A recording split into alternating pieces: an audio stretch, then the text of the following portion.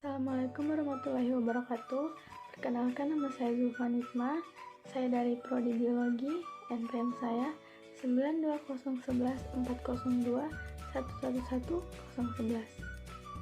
Pada video kali ini saya akan sedikit menjelaskan materi pembelajaran tentang pengaruh faktor biotik pada tumbuhan. Pertama itu ada pengaruh faktor biotik pada tumbuhan.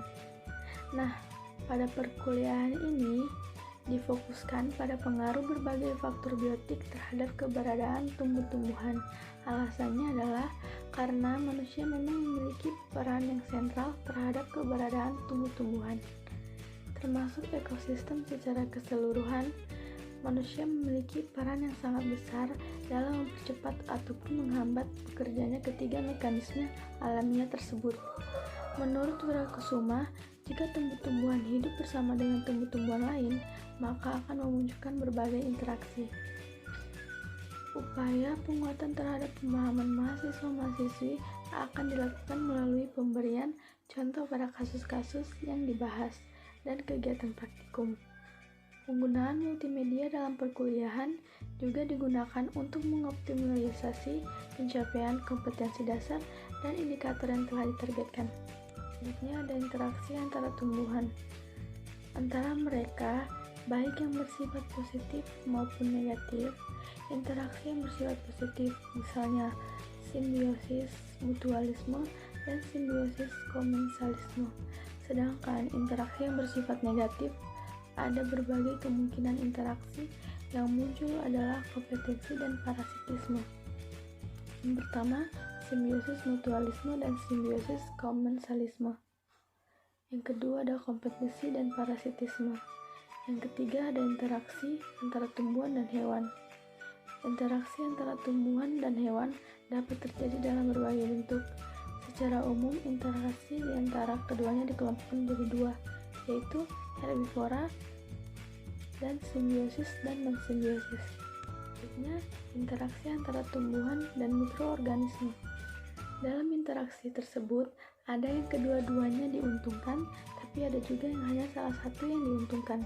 Oleh karena itu, interaksi antara tumbuhan dan mikroorganisme ada yang bersifat simbiosis mutualisme dan ada juga yang bersifat parasitisme. Selain interaksi yang saling menguntungkan, interaksi lain antara tumbuh-tumbuhan dan mikroorganisme adalah simbiosis parasitisme. Dua organisme utama yang bertindak sebagai patogen pada tumbuh-tumbuhan adalah jamur dan bakteri. Namun keduanya memiliki gejala yang berbeda, yaitu jamur menyebabkan tumbuhan inang mengalami busuk kering, sedangkan bakteri menyebabkan busuk basah. Interaksi antara tumbuhan dan manusia. Dari keempat unsur yang mempengaruhi keberadaan tumbuh-tumbuhan di alam, maka yang memiliki peran paling dominan adalah manusia. Disebut dominan karena manusia merupakan makhluk yang memiliki keunggulan secara ekologik dibanding makhluk yang lain. Keunggulan secara ekologik ditunjang oleh struktur tubuh yang memudahkan untuk melakukan mobilitas dan kemampuan berpikir untuk melakukan perubahan terhadap ekosistem. Perubahan pola mata pencaharian dari pengumpulan makanan di masa awal menjadi penanam serta pemetik hasil tanaman merupakan suatu pencapaian yang memiliki dampak ekologis yang luas. Homo sapiens diyakini sebagai kelompok manusia pertama yang mempelopori aktivitas pertanian karena telah berinteraksi dengan tanaman dalam 10.000 tahun terakhir melalui geoevolusi secara mutualistik.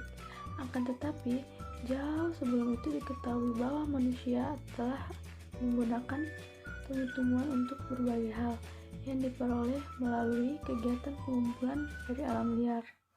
Hal ini didasari bukti yang didapat dari fosil sisa-sisa peninggalan di sekitar tempat tinggal manusia purba. Proses untuk menghasilkan produk pertanian seperti saat ini dilakukan dengan memodifikasi berbagai atribut tanaman yang dilakukan selama ratusan generasi sehingga diperoleh bentuk yang stabil. Dan yang terakhir, kalian bisa lihat tabel 4.1 karakteristik tumbuhan yang berkaitan dengan domestikasi. Kalian bisa lihat tabelnya di sini.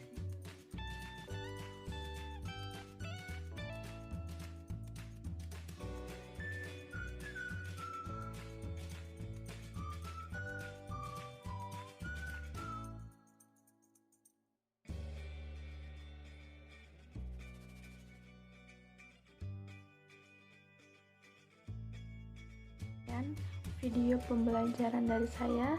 Kurang dan lebihnya mohon dimaafkan. Wabillahi taufiq wal hidayah. Wassalamualaikum warahmatullahi wabarakatuh.